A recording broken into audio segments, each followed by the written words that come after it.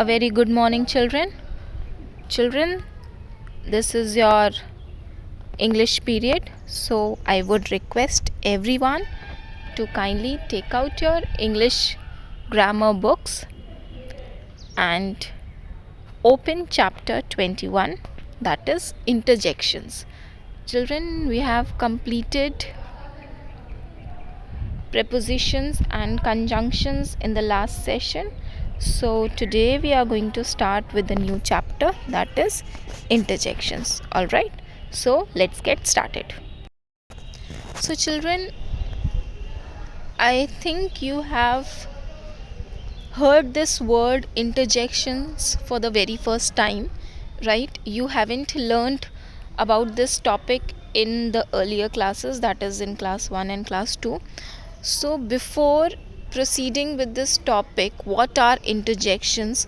First, I would like to take up one example with you and then we'll take the topic, right? So you see a picture on your left side, that is a team who has won the match. They are the champions, right? So in what sentence we can say that the team has won the match? That we have won the match. It is a simple statement बेटा, ये simple statement है, sentence है कि we have won the match, हमने match जीत लिया, right? लेकिन इसको अगर हम दूसरे तरीके से बोलें, hurrah we have won the match, है ना? देखो दोनों सेंटेंस में बेटा meaning does not change. The meaning of the sentence does not change. First sentence में भी यही है बेटा, we have won the match, कि हमने मैच जीत लिया है या जीत चुके हैं मैच. एंड सेकेंड में भी hurrah we have won the match, इसमें भी वही मीनिंग है, वही मीनिंग सेंटेंस का बता रहा है. Meaning doesn't change in both the sentences. लेकिन बेटा डिफरेंस क्या है? आप देखोगे कि फर्स्ट सेंटेंस में है we have won the match, simple statement है, ठीक. और सेकेंड में क्या है? Hurrah we have won the match. जो हुर्रा वर्ड है बेटा, हुर्रा वर्ड एक एक्स्ट्रा ऐड कर दिया है उस सेंटेंस में, राइट? सो क्यों ऐड किया ये आपको बताते हैं. बिकॉज जो फर्स्ट स्टेटमेंट है we have won the match, इसमें स्ट्रॉन्ग इमोशन नहीं आ रहा है, स्ट्रॉन्ग इमोशन ऑफ एक्साइटमेंट नहीं आ रहा है कि we have won the match, right.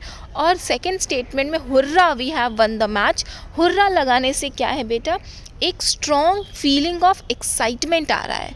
मतलब we are very happy, we are very excited to win the match, right. So जो इमोशन है, जो स्ट्रॉन्ग इमोशन ऑफ एक्साइटमेंट है, या फिर हम बोल सकते हैं जो स्ट्रॉन्ग फीलिंग ऑफ एक्साइटमेंट है, वो किस वर्ड से आ रही है? वो हुर्रा वर्ड से आ रही है. हुर्रा वर्ड से हम लोग बहुत खुश हैं, बहुत एक्साइटेड है. इसीलिए इस जो वर्ड है हुर्रा, ये इस सेंटेंस में एक फीलिंग ऐड ऑन कर रहा है, राइट. सो यही डिफरेंस है. हमारे फर्स्ट स्टेटमेंट है we have won the match and second statement में hurrah we have won the match, ठीक. तो जो फीलिंग है, जो एक्साइटमेंट की फीलिंग जो वर्ड हुर्रा ला रहा है, उस वर्ड को हम बोलते हैं बेटा इंटरजेक्शंस. क्या बोलते हैं? Interjections, right. फर्स्ट स्टेटमेंट था we have won the match, normal statement है, बोल दिया, इसमें कोई फीलिंग ऑफ एक्साइटमेंट नहीं है, just it is a saying कि we have won the match, ये किसी को बता दिया हमने we have won the match. But second statement जो है hurrah we have won the match, तो hurrah word shows a strong feeling of excitement, और you can say a strong emotion of excitement, जो हमें बता रहा है कि we are very happy, we are very excited to have won the match, right. So now let's take up what are interjections exactly, right? So an interjection is a word or a group of words that expresses a strong emotion or a feeling, ठीक. तो interjection क्या है बेटा? कोई word है या फिर group of words भी बोल सकते हैं, जो एक स्ट्रॉन्ग इमोशन और फीलिंग को एक्सप्रेस करे, ठीक.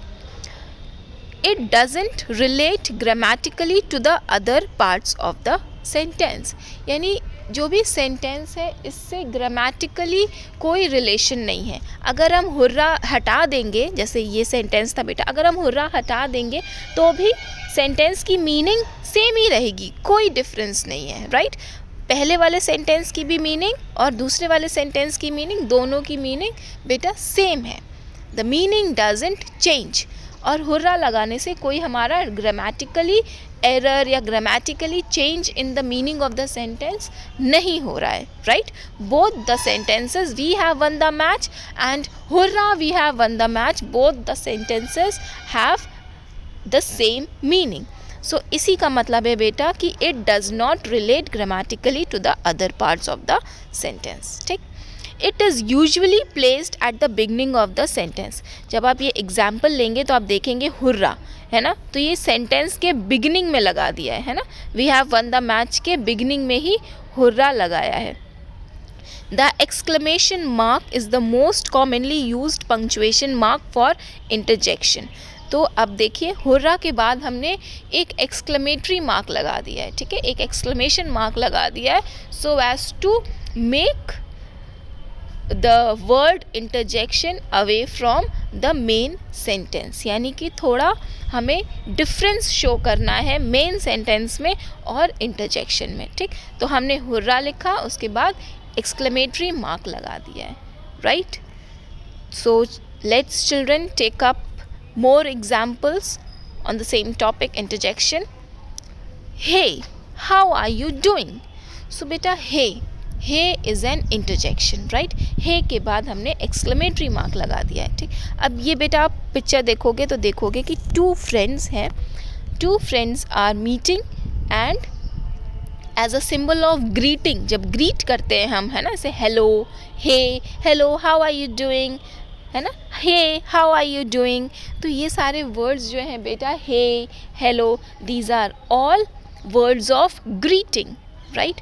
सो hey how are you doing, जब दो फ्रेंड्स मिल रहे हैं, दे आर मीटिंग, है ना, तो they are expressing a feeling of greeting, यानी ग्रीट कर रहे हैं, expressing the feeling of welcoming, right. So इसीलिए ये बेटा hey exclamatory mark is an interjection, right.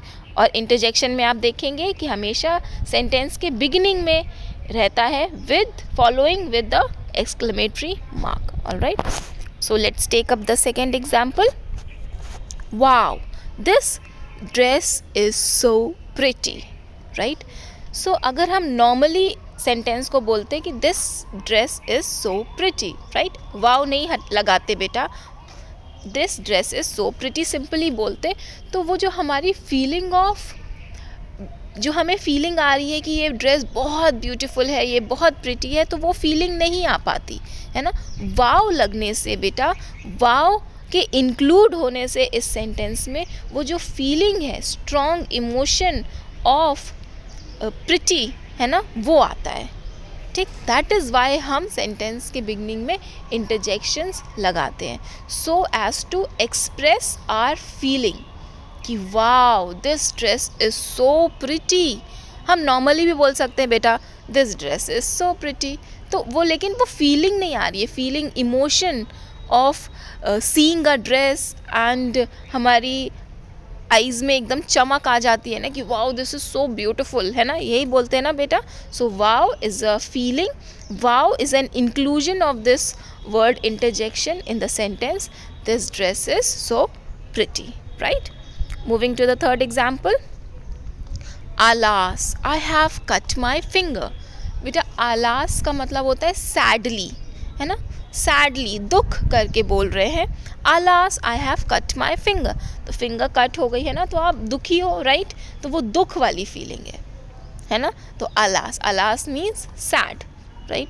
तो अब मैंने फिंगर काट ली गलती से, तो वो इमोशन जो है ना वो आलास है, सैड. ठीक. इसमें एक और इंटरजेक्शन वर्ड यूज़ कर सकते हैं, आउच, है ना. हम बोलते हैं ना कहीं हम गिर जाएं या चोट लग जाए तो हम क्या बोलेंगे, ouch, I have fallen down, या ouch I have cut my finger, है ना. अलास की जगह बेटा हम आउच भी यूज़ वर्ड कर सकते हैं. आउच की स्पेलिंग होती है बेटा OUCH. All right. सो हम बोलते हैं ना ouch this is hurting me, right, है ना. एक एग्जाम्पल ले सकते हैं, ouch this is hurting me, या ouch I have burnt my finger, है ना. तो वो क्या होता है, एक सडन फीलिंग है, आउच हटा लिया तुरंत, है ना, फिंगर हटा लिया, है ना. तो वो एक सडन फीलिंग है, सडन इमोशन है ऑफ गेटिंग हर्ट.